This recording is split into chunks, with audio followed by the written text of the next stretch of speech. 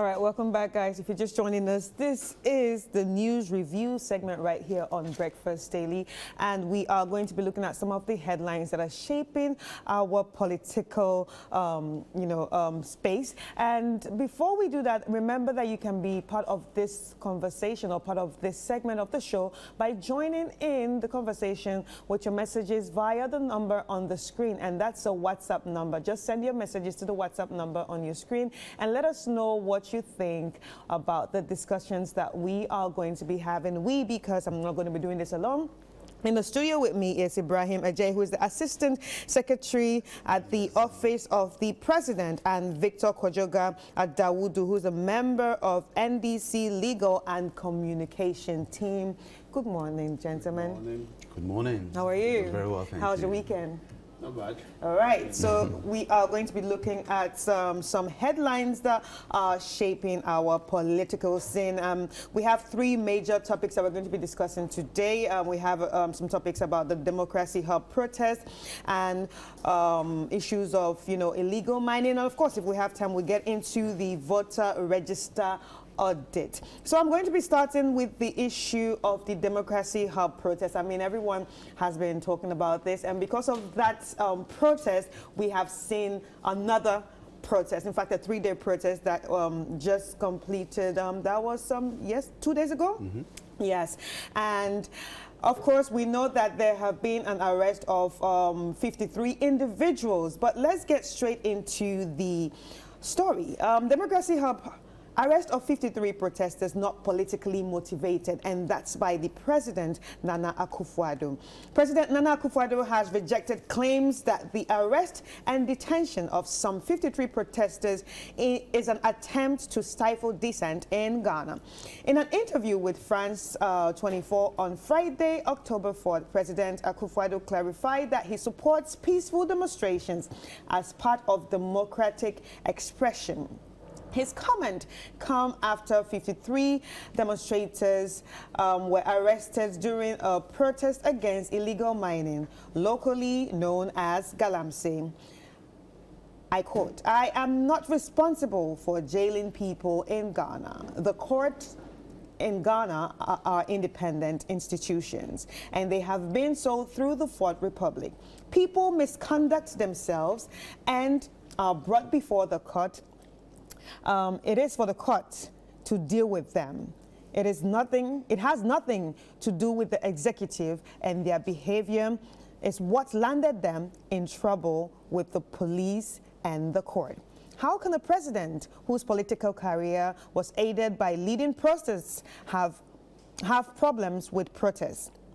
I don't have problems with protest, and nothing is done in Ghana to prevent people from airing their views. End of quote.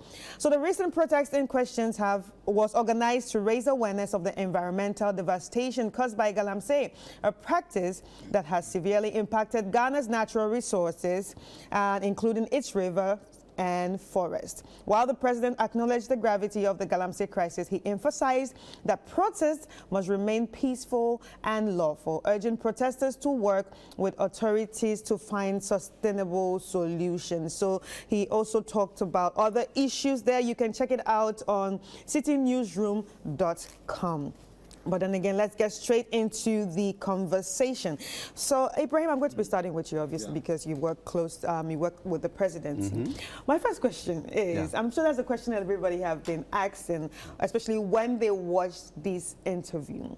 Why is it that this has been happening, but he didn't address us here? We expected the president to say something about it, but now he actually addressed this with France 24. Well, a very good morning to you, Chris. Good morning. Victor. Good morning. Directly to your good morning to our viewers as well. The question was posed by France 24. Yes. But of course, prior to that, the Minister of Information had communicated the President's viewpoint at a presser which was held, I think, a week or so ago. So government's position or commentary or opinion has been made known. So let me establish that fact, Chris. Now, to the nuts and bolts of the question as to whether or not the president is stifling dissent. I think that's what we're discussing here.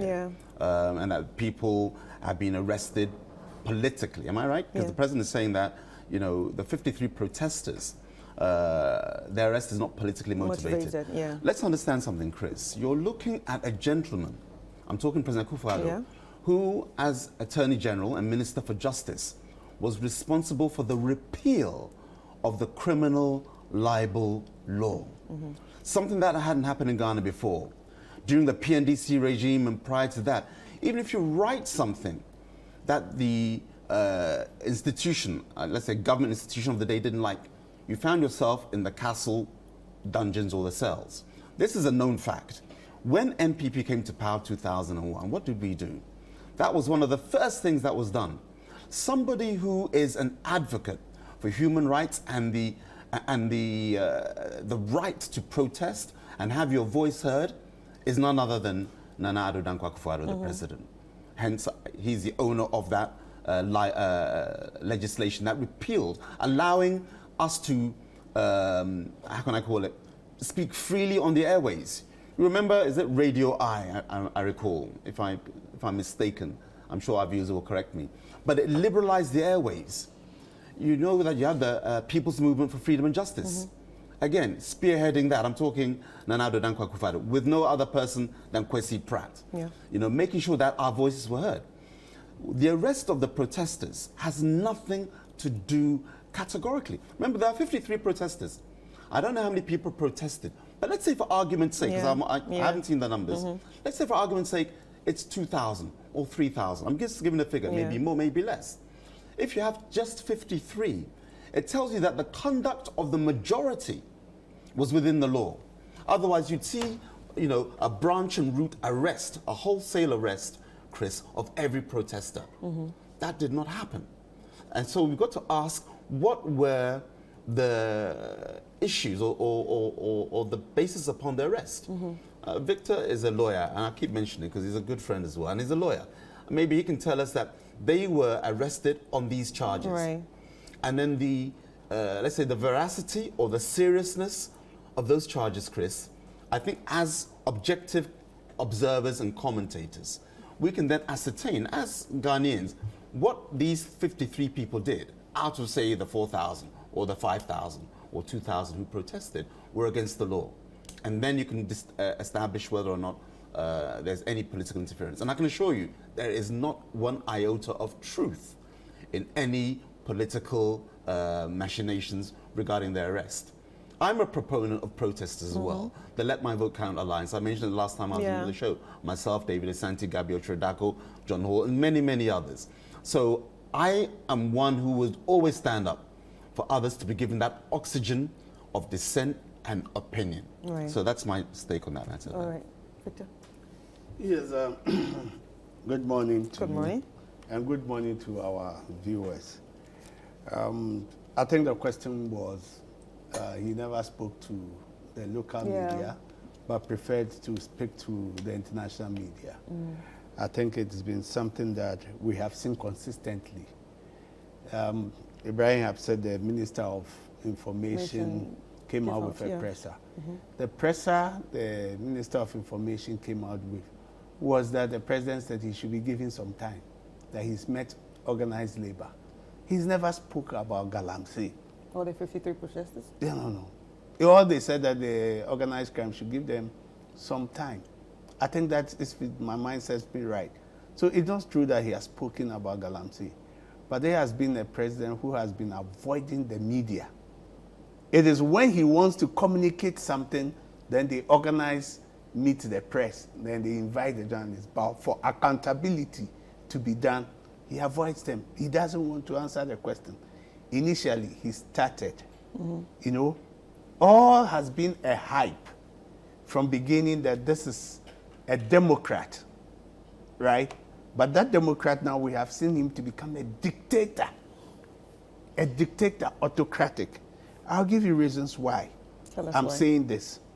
You see, he has said in the interview that he was one person who demonstration has led him to achieve what he wanted to achieve, his political career. He rode through So people branded him as a human rights activist because he was fighting, the culture of silence as we were made to believe at the time. The Kumi Preku, the famous Kumi Preku. So when they were demonstrating and there were excesses where people died, that one, it was not politically motivated. It was not. It was genuine. You see, when you look at the issue with this, my brother has talked about the repeal of the law. The repeal of the law was done under His Excellency Akufo, when he was the Attorney General. That was when they did that, because it was a promise. But what have we seen when His Excellency Addo has become the president? Didn't we see Manasseh has to run for his life? Didn't we see Boama, who just said that the judges were in the presidency when the elections, these 2020 elections, had to be announced, judges were called, and he was giving information, and they wanted to know the source of, because of that, he was taken for contempt. He was jailed. And Sabobie, when he said that there were some lands that the first lady and the second lady were encroaching on, only what they said, journalists, what happened to them? They had to be sent to court. When Francis Xavier Sosu, the MP for Medina, when he went on demonstration for his roads, only the roads with the constituents, what did the police say? They chased him. They wanted to arrest him because they said he was a ringleader, and some people had blocked the road. And it has been a battle that, you see, when he says it is not politically motivated, the presidency, the government has the power through the Attorney General, Article 88, to go and say, look, enough is enough. File noli prosequi. When you file noli prosequi, the judge has nothing to ask you. You just come and say, I file noli prosequi, I'm no more interested in this matter. But they have that power. They decide they won't do it. And what has been the narrative? If you see what the president had said and what the Attorney General has said, it is the same. That they have misconducted themselves. And once they misconducted themselves, they found themselves at the wrong side of the law. They've had brush with the law. So, and all they are saying is that when the Attorney General said when they go to court, they should not oppose the bill. When you have now punished the people, you see, I'll come to the law. When you've now punished the people for 2 weeks, you see, it is sometimes the judiciary also must be blamed, because the law has even addressed some of the things they do. The Supreme Court in Matthew Kwebu's case. The police and others, Attorney General, will come to court and say that because of the laws is 48 hours, we should bring them before court. We brought them. We have not finished investigation, so they should be remanded. Without even listening to them. But that is not the law. There's a case where people were just coming from mass. If you had listened to them, you would understand. They come and they tell you that the police and said, we are not taking their plea. We are not taking their plea. And there's no basis of not taking the plea in law. But because from above. So the police just come, go and remand. You ask the police from their superiors, just go and remand. And you ask on what basis? That's all they do. But the court has also been giving guidelines under Section 96. Reasons why you should grant bail, reasons why you should refuse bail. If you look at what they have been charged with, public peace, this is a misdemeanor. And you say they should go 2 weeks and come. Now, we should not use bail as a form of punishment. That's the law. I said it clearly. It should not be excessive. It should be a bail that will commensurate the offense that has been laid. And the Supreme Court has said there is no time frame that you come and say, I'm doing my investigation. So if it's going to take you 1 year to do your investigation, should the people be languishing in jail? And the court said no. That is why the law has been put there as a safety net so that the authorities will not be able to use their influence to punish somebody before even trial starts. That is what the law had said clearly. So it says that when they are brought to court, that's why the law has even gone on to say 48 hours is 48 hours. You need to take their plea, listen to them. I'm even surprised that whilst they had now even applied for bail at the High Court, what did we see? Contrary to what the Attorney General is saying, at the High Court, the court had to adjourn the matter, knowing very well that they were to go to the Circuit Court. And Circuit Court was also going to say, mark my words, would say that since the matter of bail is in the High Court and it's a higher court than it, they may await what the decision the High Court. Unless the Circuit Court, they apply and the Circuit Court says that in spite of what is happening, or unless they tell the court we are going to withdraw what is at the High Court, that will be when the Circuit Court will now have the free hand to grant bail. So if you are saying this is not political matter, you have the power, the public power that has been given to you. File nolli prosequi. Go to court, any person, you can come and file. Look, we were doing a case when trial was to start. These people who were jailed for treason, we were to do trial. The day we were going, the Attorney General comes in and just say, I filed nolli prosequi because it's going to be with the jury. And set up another court that it was high treason. So why can't you use this in this matter? Yeah. So you see, what they say, the narrative is different from the real intention that what happened. You see, like I've said, you know, this president, the way he says things, it has made a lot of people not to believe what he says. The sincerity and the genuinity that comes with it, that at least we should accord to that office, nobody tends to believe him again. And it is difficult sometimes to say that when there are trust issues or credibility deficits, that is coming from the number one. And people, you know, it's a difficult thing because I think that the media in your own country, you don't want to speak to them. I would doff out my hat for President Mills. President Mills, and even I think His Excellency John Mahama also tried it along the line. Mills, anytime you hear, or even the media, would send communication to him that there are some issues. We want to have a public soiree with you. Every time we saw it, he sits down with his ministers and he answers questions. I think this president also started that. When he was asked some questions, the famous, when Kwesi Pratt, where he said, you used to be my friend, now you're against me. That was in 2017, 2018, around there. That was when we saw the end of the accountability for people to ask you questions. Right. So it is his time, and how he chose to do it. I am just excited that within 2 months, he will leave his office. The public office, he will leave it and leave the public power for us so that we can reset this country. All right. So let's ask Ibrahim. Ibrahim, obviously, when you started your submission, you made a point that he's a lawyer. And now, as a lawyer, he has actually put down everything that we need to know about the law when it comes to issues like this. Yeah. So why do you think the president cannot actually, you know, reach out to the Attorney General on this issue and say, you know what, I think this is not this sort of issue that should, you know, stretch? Chris, thank you. You see, when you lean towards the narrative or the example you've given, then you have the executive actively involved in doing what?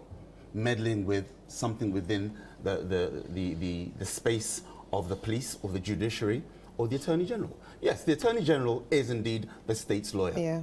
I mentioned that Victor was a lawyer for good purpose, because you cannot be duplicitous when it comes to these matters. You're trying to, I'd like Victor, with all due respect, don't confuse the executive with the judiciary and the police. Let each function in their own space. Because what Chris is saying now, it's a valid statement. Why can't the president call Godfrey Dame? So, Charlie, I beg you, this one there, massage is small. When you do that, then you can clearly see that there is being meddling within this space. That means the executives are doing what? Playing within that political space. Because you cannot be duplicitous, and I'll mention it. The law must be seen to work both in the spirit of the law, Victor, and the letter of the law. You just mentioned that, just some misdemeanors. Are you categorically telling me that all 53 were misdemeanors? Do you have the charge sheet? If you do, I'm coming. Yeah. If you do, then you can rebut. But when you have people burning property, blocking roads illegally, and you mentioned... they were blocking roads illegally, but we didn't see burns. Sorry? There were no burns. There were no burns? Yeah. Good. No. But previously, Democracy Hub, you saw it. Or were you not here? I was on your program 2 weeks ago. You showed it when we were talking, and you saw people burning paraphernalia. Oh, breaking it. They were breaking. And there was burning. Yeah. Let's, Chris, maybe play the tape. Chris, we need to play the tape. Me, you and Victor were here. And as I was talking, you were showing the montage of people burning paraphernalia. Anyway, coming back to what Victor mentioned. Said, yeah. Honorable Victor, Sosu Xavier, you mentioned that he had what? Blocked the road. It was other people. I understand. Yes. Yeah, but what we mentioned last week and the week before, that when you organize a demonstration, valid as it may be, you also have to be held responsible. Because we mentioned that about is it Victor? Not your namesake.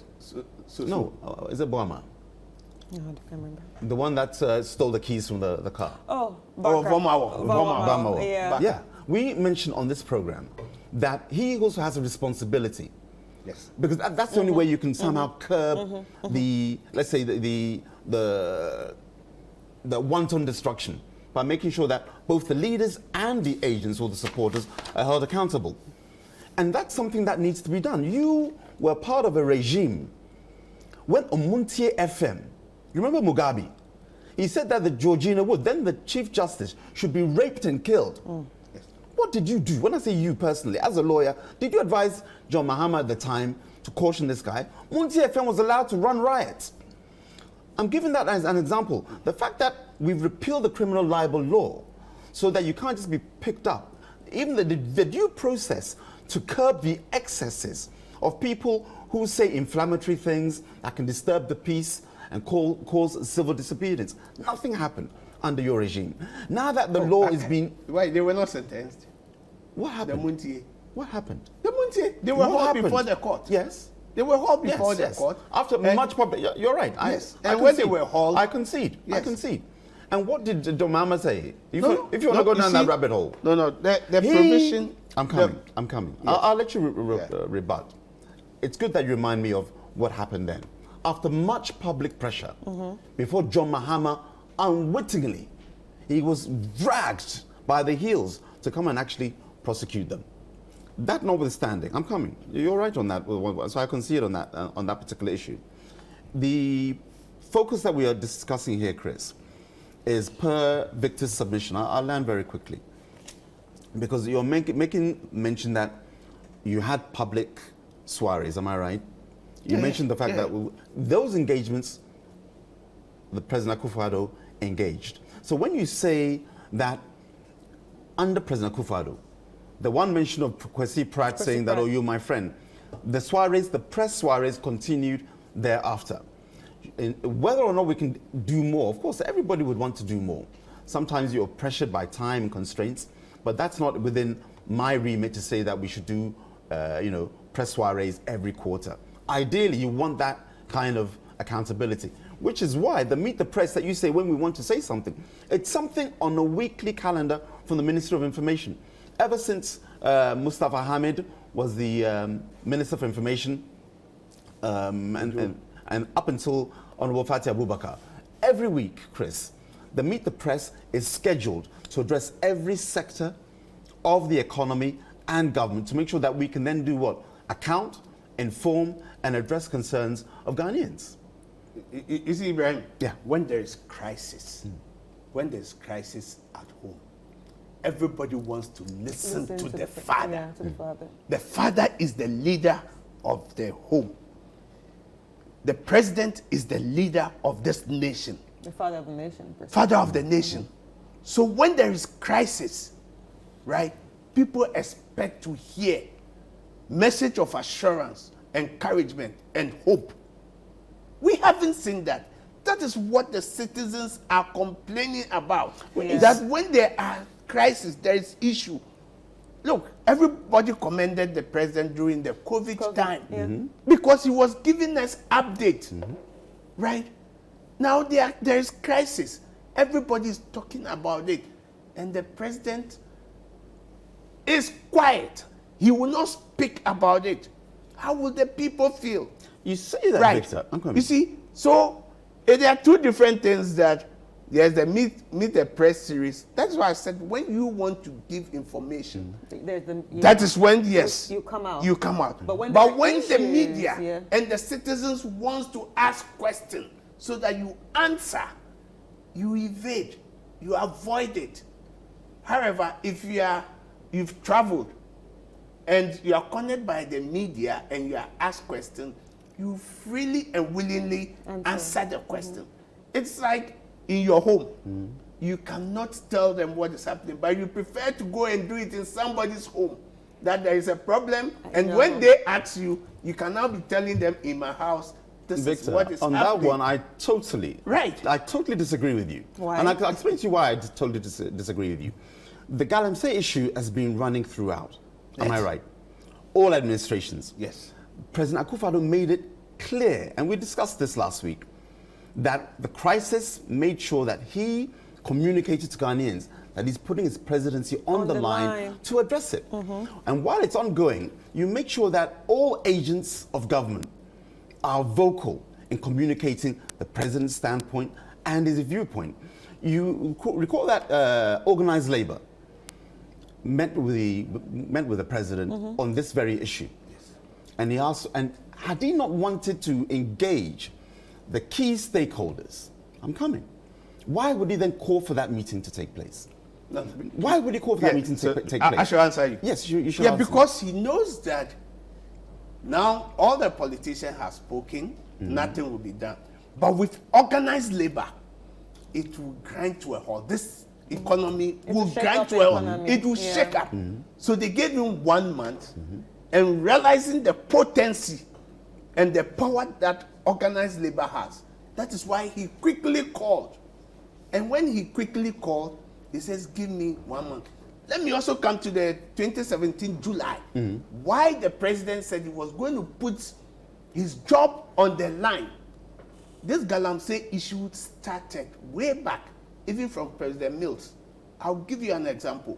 From President Mills, when it started, he met in Eastern Region at the time. Honorable Ofosu Ampofo was the regional minister. Baba Jama was the deputy. Oche Hini, I think, met him and said the Galamsey issue, even in Chebi, around his place, they have dug all the place. So there should be a soup. This was communicated in camera. I'm saying this just to show that how the Galamsey issue had gone. Now, when they went, the police, to go and do a soup, Oche Hini's chairman was among the Galamsey people. I'm saying this on air. I've never said this before. Now, when they arrested them and brought them, at that time, the CID boss was Prosper Agblon, COP. When they brought them, now they started calling back that they should release the Ochami. They should release the Ochami, the same complainant. And I was the lawyer. And I said, if you release the Ochami without releasing the rest, I will go public. I will go public. That was how. So it started from Mills' time, this issue. And that even caused Baba Jamal to be moved as deputy minister from Eastern Region to, I think, Tourism of Information. Because they felt that the people were from Akwetia and Chebi. He knows them. And they felt that he was encouraging them. Once he had no hand in them, some of them were his constituents at Akwetia at the time. You see, so it started, and it became electoral matter. Even in 2012, 2016, it was an electoral matter, this Galamsey issue. Check upon Nkrumah's tweet in May 2016, when he said that Galamsey galore, it's everywhere, we could not control it. That was why in 2017, July, just 7 months into his reign, he said he is ready, because it was an electoral matter. He's ready to put his presidency on the line. So why do we today say that we are politicizing the matter? No, it's an electoral matter. It must be dealt with. And once this matter has come, all I think citizens are asking for is a moratorium so that things are streamlined. All right, all right, so Ibrahim, I'm just going to stop you there. Let's take a quick break, and then when we come back, Ibrahim will, rebuff everything that he just said. We'll be right back.